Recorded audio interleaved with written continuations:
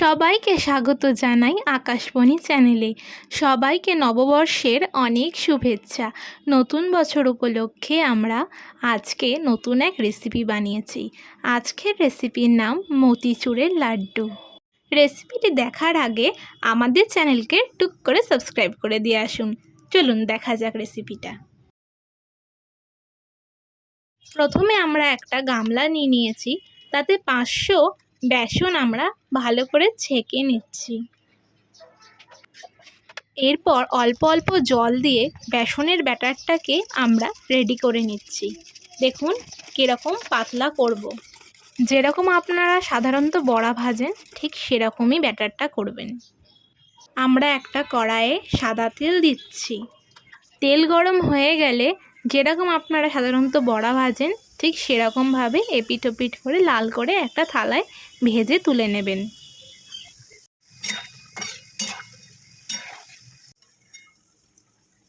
সবকটা বড়া ভাজা হয়ে গেলে আমরা মিক্সিতে ঠিক এরকমভাবে ছিঁড়ে ছিঁড়ে দিয়ে দেব। তারপর খুব একটা বেশি গুঁড়ো করব না, আমরা একটু হালকা গুঁড়ো গুঁড়ো হবে। দেখুন ঠিক এই রকম গুঁড়ো করবেন। আমরা একটা বাটিতে চালমগজ ধুয়ে রেখেছি। এরপর আমরা একটা ননস্টিকের কড়াই নিয়েছি, তার মধ্যে আমরা 1.25 বাটি চিনি দিচ্ছি। চিনিটা দেবার পর আমরা তার মধ্যে জল দিয়ে দিচ্ছি।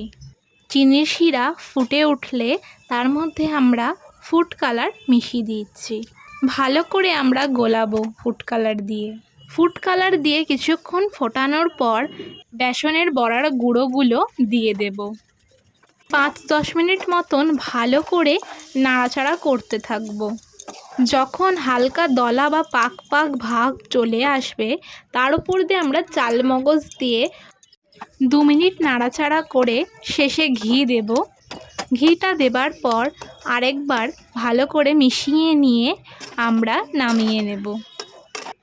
এরপর একটা গোল ছাঁচ আমরা এখানে নিয়েছি, তার মধ্যে অল্প ঘি মাখিয়ে ছাঁচটার মধ্যে অল্প অল্প করে পুরটা দিয়ে লাড্ডু বানিয়ে নেব। এরকমভাবে সবকটা আমরা ছাঁচে ফেলে পরপর করে লাড্ডু বানিয়ে নিয়ে লক্ষ্মী মা এবং গণেশ দাকে নিবেদন করেছি ভোগ। আশা করি আপনাদের এই মতিচুরের লাড্ডুটি খুব ভালো লেগেছে। এরকম লাড্ডু বানিয়ে কোনো অকেশন বা পুজো উপলক্ষে আপনারা বানিয়ে দিতে পারেন। সবাইকে নববর্ষের অনেক অনেক শুভেচ্ছা জানাই।